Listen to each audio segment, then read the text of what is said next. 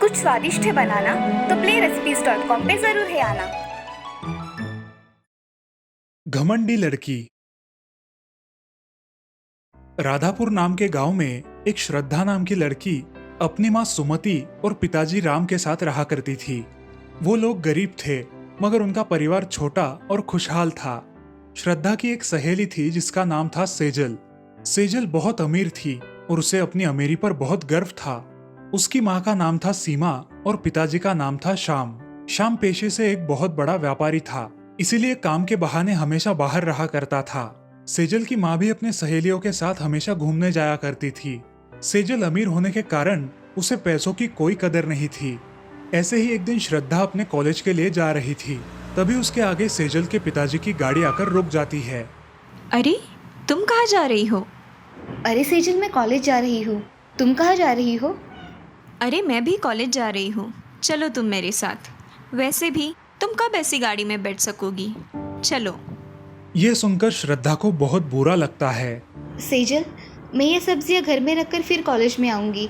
तुम जाओ आगे, मैं आती हूँ। जैसे तुम्हारी मर्जी, मैं तो चलती हूँ। सेजल हमेशा किसी न किसी का अपमान करते ही रहती। ऐसे ही एक दिन वो अपने घर में काम करने वाली सुषमा का उसके कपड़ों को लेकर मजाक उड़ाने लगती है। सुषमा दीदी, आपकी साड़ी कितनी फटी हुई है। आपके पास पैसे भी नहीं होंगे ना नई साड़ी खरीदने के लिए?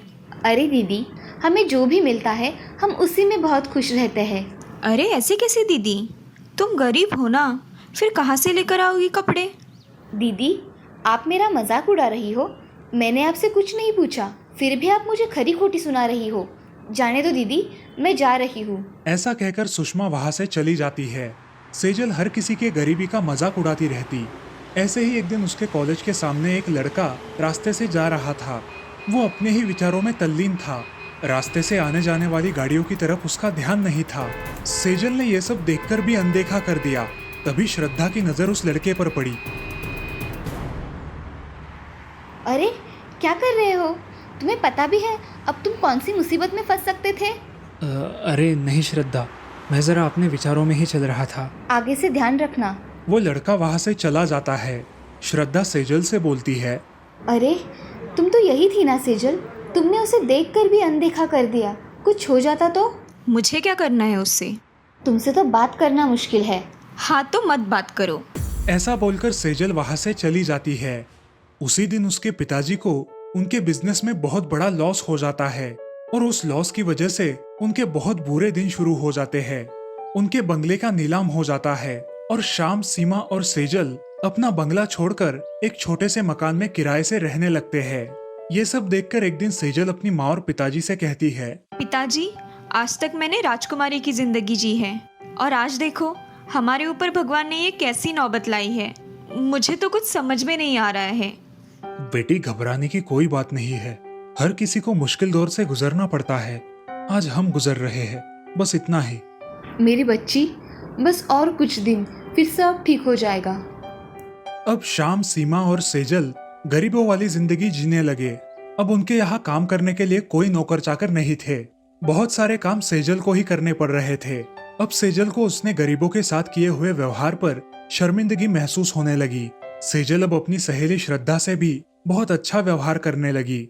ऐसे ही एक दिन श्रद्धा ने अपने पिताजी से कहा, पिताजी, आप अपने बॉस की मदद से श्याम अंकल को उनका धंधा फिर से शुरू करने में मदद कर सकते हैं क्या? श्रद्धा, वो पहले लोगों से किस तरह से व्यवहार किया करते थे तुम्हें पता है ना? पिताजी, आप ही तो कहते हो ना कि आदमी एक बार गलती करता है मगर दूसरी बार उसे सुधारने का मौका देना चाहिए। पिताजी, हमें उनकी मदद करनी चाहिए। ठीक है, मैं अपने बॉस से बात करके देखूंगा। ठीक है पिताजी। अगले दिन राम अपने बॉस से इस बारे में बात करता है। सर, मुझे आपसे कुछ बात करनी है। हाँ बोलो राम, क्या बात करनी है? सर, मेरा एक दोस्त है श्याम, उसका धंधे में बहुत बड़ा नुकसान हुआ है। क्या आप उसकी कुछ मदद कर सकेंगे? मैं उनकी मदद कर सकता हूँ, मगर मुझे उनके व्यवसाय में पार्टनरशिप चाहिए। हाँ चलेगा सर, वो ना नहीं बोलेगा। राम ये अच्छी खबर सुनाने के लिए श्याम के घर गया। अरे भाई श्याम, मैंने मेरे बॉस से तुम्हारे धंधे के बारे में पूछा। वो तुम्हारी मदद करने के लिए तैयार है।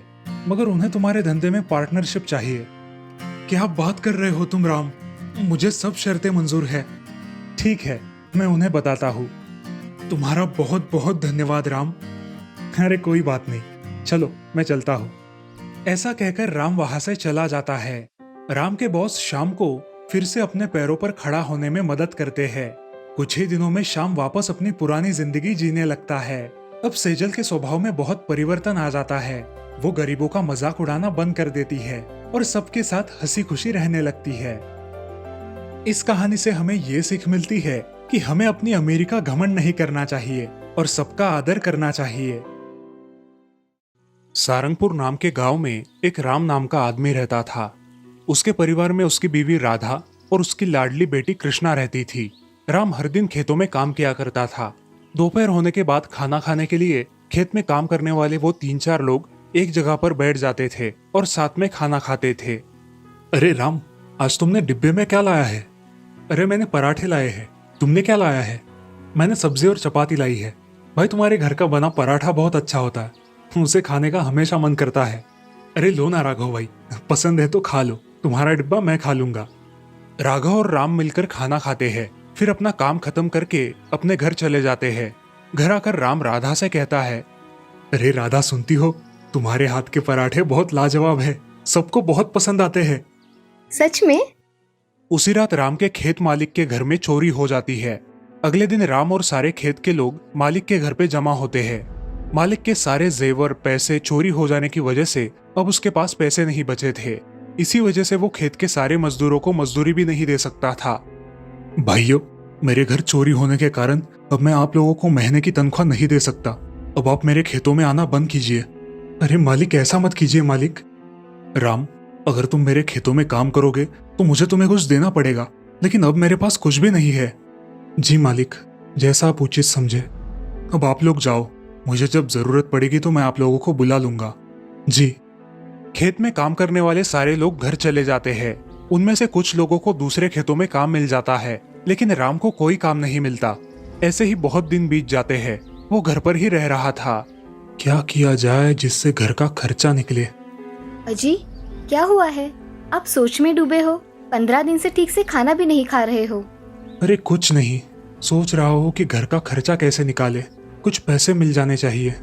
अजी, आप चिंता क्यों करते हो? हम कुछ कर लेंगे, आप इतना मत सोचिए। अगले दिन राधा के दिमाग में एक कल्पना आती है। वो अपने पति से कहती है, अजी सुनते हो, मेरे दिमाग में एक अच्छा आइडिया आया है। क्यों ना मैं अपने हाथों से बनाए पराठे बेचना शुरू करूं? हाँ, तुम्हारा ये विचार बहुत अच्छा है। चलो हम कल से ही पराठे बनाएंगे। लेकिन राधा, इसमें तुम्हारी बहुत सहायता लगेगी और तुम्हें बहुत मेहनत भी करनी पड़ेगी। जी आप उसकी चिंता ना करें, मैं सब संभाल लूंगी। राम और राधा अगले दिन पराठे और चटनी बनाकर बाजार में बेचने चले जाते हैं। बाजार में पहले से ही एक पराठे बेचने वाला मौजूद होने के कारण उनके पराठों की ज्यादा बिक्री नहीं होती।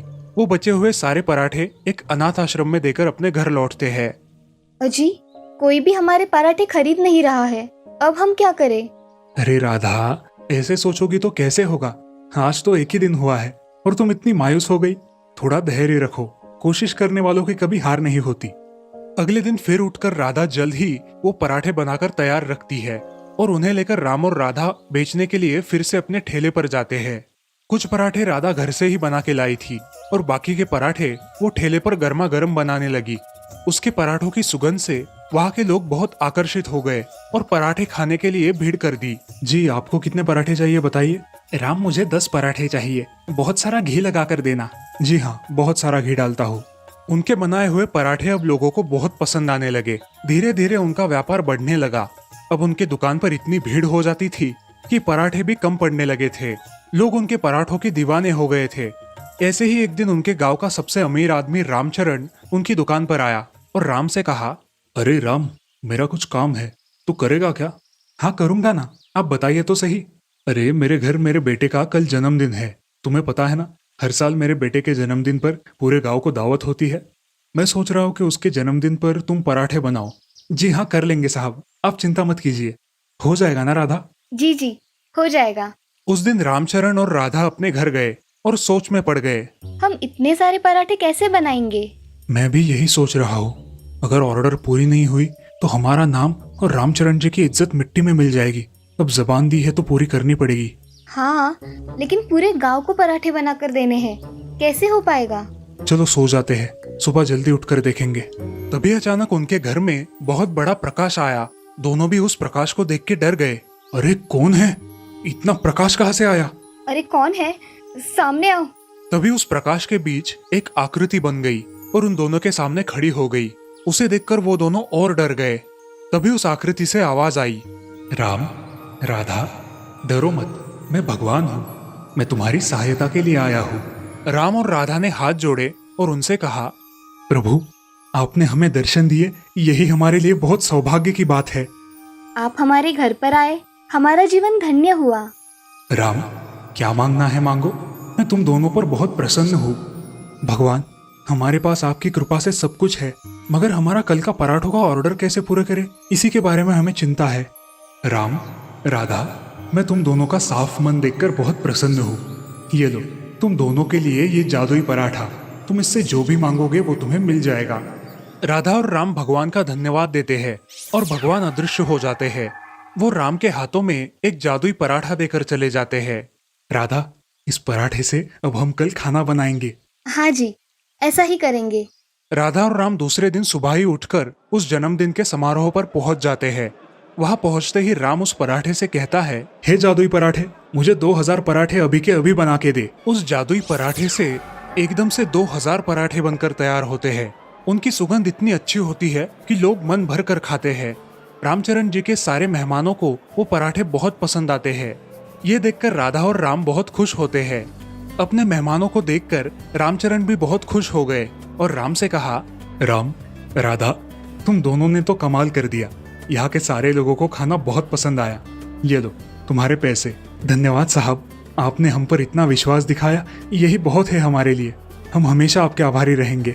धन्यवाद रामचरण जी। राधा और राम खुशी खुशी घर चले गए, भगवान का बहुत धन्यवाद किया और अब अपने दुकान पर अलग अलग तरह के पराठे बनाकर बेचने लगे। उस जादुई पराठे की मदद से दोनों ने खूब तरक्की की और अब गांव में पराठे वाली राधा और पराठे वाला राम नाम से जानने जाने लगे। आजमगढ़ नाम के राज्य में हरिसेन नाम का राजा राज्य करता था। उसकी 2 संतानें थी, राजपुत्र शिव और राजकुमारी शिवांगी। उनके राज्य की प्रजा बहुत ही सुखी थी। उनके राज्य में एक शीला नाम की औरत रहा करती थी। उसको 2 बेटियां थी, एक का नाम था उमा और दूसरी का नाम था हेमा। वे दोनों भी बाहर जाकर काम किया करती थी, लेकिन उनकी माँ उन्हें बाहर के काम करने से मना करती थी। वो दोनों अपनी माँ को काम करता देख बहुत दुखी होती थी। हमें हमारी माँ की मदद करनी चाहिए। हाँ दीदी, लेकिन हम कैसे माँ की मदद कर सकते हैं? अरे हिमा, पिछले साल मैंने जिस जादूगरनी के यहाँ काम किया था, उसने मुझे एक वरदान दिया था कि मैं एक विशाल वृक्ष में बदल सकती हूँ। चलो हम आजमाते हैं। उसके लिए मुझे एक पानी का घड़ा और 1 कटोरी गुलाब की पंखुड़ियाँ लगेंगी। जाओ, तुम लेकर आओ। हेमा सारा सामान ले आती है। अब हेमा, तुम मेरे ऊपर ये गुलाब की पंखुड़ियाँ डालो और मैं एक बहुत बड़े फूल वाले वृक्ष में परिवर्तित हो जाऊंगी। और तुम मेरे फूल बहुत ही सावधानी से तोड़ना, किसी भी पत्ते या टहनी को कोई नुकसान नहीं होना चाहिए। ठीक है दीदी। उमा अब नीचे बैठ जाती है और मन ही मन कोई मंत्र पढ़ती है। तब हेमा उसके बदन पर गुलाब की पंखुड़ियाँ डालती है। देखते ही देखते उमा एक फूलों वाले वृक्ष में परिवर्तित हो जाती है। ये देख हेमा बहुत खुश हो जाती है और 2 टोकरी भर के फूल बड़ी सावधानी से तोड़ती है। उसके बाद वो उसके बदन पर एक घड़ा पानी डाल देती है। अब उमा वापस एक लड़की में परिवर्तित हो जाती है। दीदी, ये फूल कौन बेचने जाएगा? मैं जाती हूँ नगर में फूल बेचने के लिए। अब उमा राजमहल के बाहर फूल बेचने खड़ी हो जाती है। फूल ले लो, फूल, ताज़ा ताज़ा फूल ले लो। तभी उसकी आवाज शिवांगी सुन लेती है और शिवांगी अपने माँ के पास चली जाती है। माँ, मुझे एक सुंदर फूल दिखे हैं। वो बेचने एक लड़की बाहर खड़ी है। क्या मैं उसे महल में बुला लूं? हाँ, बुलाओ। तभी शिवांगी नौकरों से कहकर उमा को अंदर बुलाती है। नमस्ते महारानी, आपने बुलाया? हाँ, हमने बुलाया आपको। जी महारानी जी, क्या सेवा कर सकती हूँ मैं आपकी? ये फूल बहुत ही पसंद है राजकुमारी शिवांगी को। इसके कितने दाम लोगी? मैं क्या बोलूँ, हम गरीब लोग हैं महारानी जी। आप जितना दोगी मैं उतना ले लूँगी। ठीक है, रानी वो फूलों की टोकरी ले लेती है और एक सोने के सिक्कों से भरी हुई पोटली उमा को देती है। उमा वहां से चली जाती है। अब उमा भी सोने के सिक्के मिलने की वजह से बहुत खुश है। हेमा भी ये देखकर खुश हो जाती है। अब दोनों भी प्रतिदिन फूल निकाला करती थी और उन्हें बाजार में जाकर बेचा करती थी। राजकुमारी भी लगभग हर रोज वो फूल खरीदा करती थी। ये फूल हर रोज कौन लाता है? ऐसे फूल तो मैंने कहीं नहीं देखे। मुझे इन फूलों का पेड़ देखना है। राजकुमार, हमारे यहाँ ये फूल एक लड़की लेकर आती है। मुझे पता नहीं कि वो फूल कहाँ से लाती है, मगर हाँ, उसके घर का पता मुझे पता है। इन सुंदर फूलों का पेड़ तो देखना ही चाहिए। अब राजकुमार घोड़े पे सवार होकर उमा के घर पहुंच जाता है। उमा और हेमा अपने बगीचे में चली जाती है और हेमा और उमा रोज की तरह अपना काम करने में लग जाती है। अंत में उमा अपने मूल रूप में आती है। राजकुमार ये सब देख लेता है और उमा की सुंदरता पर फिदा हो जाता है। वो राजमहल आकर अपने पिता से कहता है, पिताजी, आज मैंने एक लड़की को देखा है और मुझे वो बहुत पसंद आई है। आपको कोई लड़की पसंद आई है यानी कि वो काबिल तारीफ होगी। हम कल ही उसके घर वालों से बात करेंगे। धन्यवाद पिताजी। अब महाराज अपने सैनिकों को बुलाकर उसकी माँ को महल आने के लिए बोलते हैं और सैनिक शीला के घर जाकर उसे बुलावा भेजते हैं। उमा, हेमा, जल्दी बाहर आओ। महल से बुलावा आया है। फूल वाली लड़की कौन है? मुझे कोई बताएगा ये क्या हो रहा है? तभी हेमा और उमा माँ को उनका फूल बेचने का किस्सा बताती है। ये सुनकर उनकी माँ बहुत दुखी हो जाती है और अगले दिन क्या होगा इस चिंता में डूब जाती है। अगले दिन सुबह शीला राजमहल में गई। तब महाराज और महारानी एक मेज पर बैठे हुए थे और किसी का इंतजार कर रहे थे। शीला महल में आई। महाराज, क्या सेवा कर सकती हूँ मैं आपकी? कुछ गलती हुई है मुझसे? अरे आइए आइए, बैठिए। हमने आपको आज कुछ खास काम के लिए बुलाया है। कैसा काम महाराज? हम हमारे राजकुमार शिव के लिए आपकी बेटी उमा का हाथ मांग रहे थे। क्या आपको ये रिश्ता मंजूर है? महाराज, हम ठहरे गरीब लोग, हमारी और आपकी बराबरी कहाँ? हमें सिर्फ आपकी बेटी चाहिए, बाकी का मैं संभाल लूंगा। ये तो मेरे लिए गौरव की बात है महाराज कि मेरी बेटी आपके यहाँ शादी करके आएगी।